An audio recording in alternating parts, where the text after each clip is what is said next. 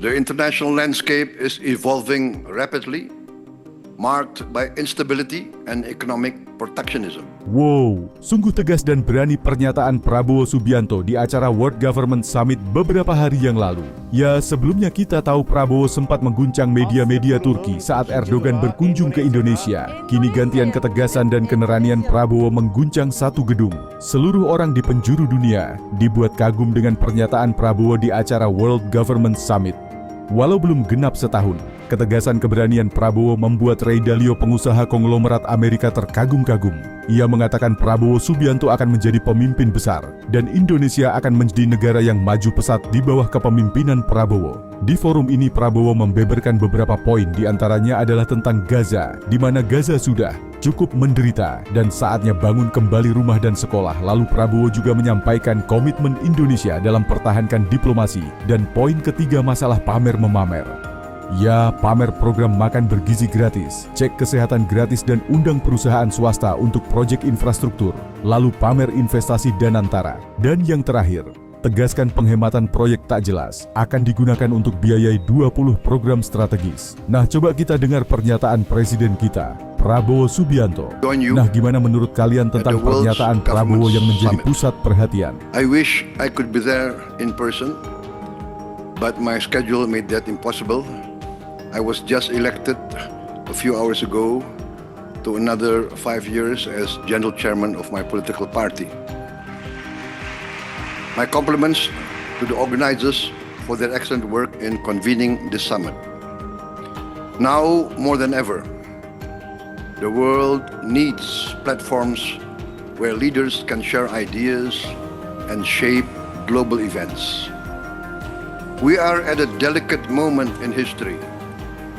The international landscape is evolving rapidly, marked by instability and economic protectionism. If we do not act wisely, these changes may spiral out of control. This is a time to be active architects of a future guided by peace, justice, and mutual respect.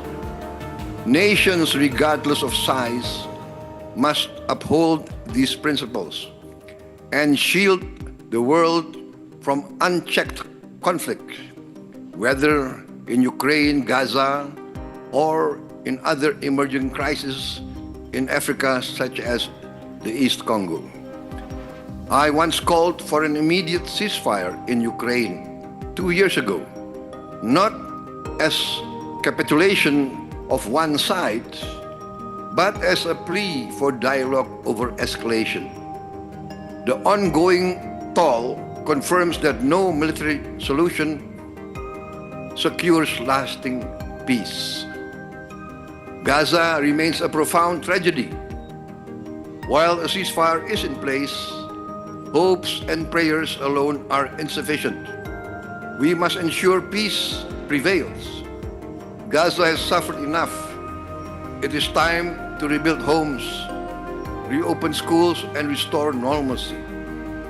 Indonesia supports sincere efforts towards a just and lasting resolution, anchored in a two-state solution. The world cannot allow the cycle of violence to persist. The crises in Ukraine, Gaza, and East Congo, and other parts of Africa reflect a broader erosion of global stability. Indonesia understands rhetoric alone is insufficient to confront these challenges. Our history, rooted in the non-aligned movement and principles of equality, self-determination, and sovereignty, compels us to pursue balanced diplomacy. We strive to listen as much as we speak, forging partnerships based on trust and mutual respect. This approach guides Indonesia's participation in many international organizations. BRICS.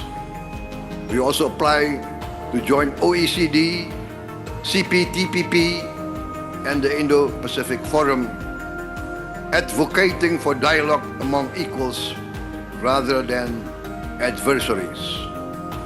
It also informs our relationships with major powers like the United States of America and the People's Republic of China, while safeguarding our own independence. Moving forward, Indonesia aims to strengthen potential is reflected in our diversity and vast geography.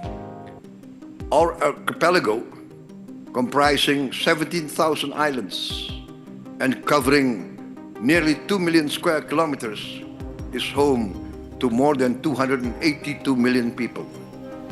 A vibrant mosaic of cultures and traditions. Yet, this diversity presents challenges, ensuring that every citizen has the opportunity to strive. Among our transformative initiatives is the free nutritious meal program. Through careful management of state funds, we have saved more than $20 billion, equivalent to about 10% of our annual budget. These savings that were allocated to projects and programs without a clear strategy will now be used to finance more than 20 multi-billion-dollar strategic projects that will transform the country. These include investments in nickel, bauxite, copper, and other critical minerals downstream industries.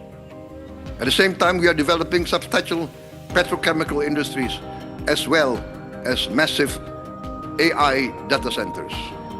Additionally, we are channeling funds into projects that advance food security, aimed at turning Indonesia into a net food exporter within a few years, along with initiatives to increase protein production, support aquaculture, and develop clean and renewable energy projects, leveraging our rich mineral and renewable resources.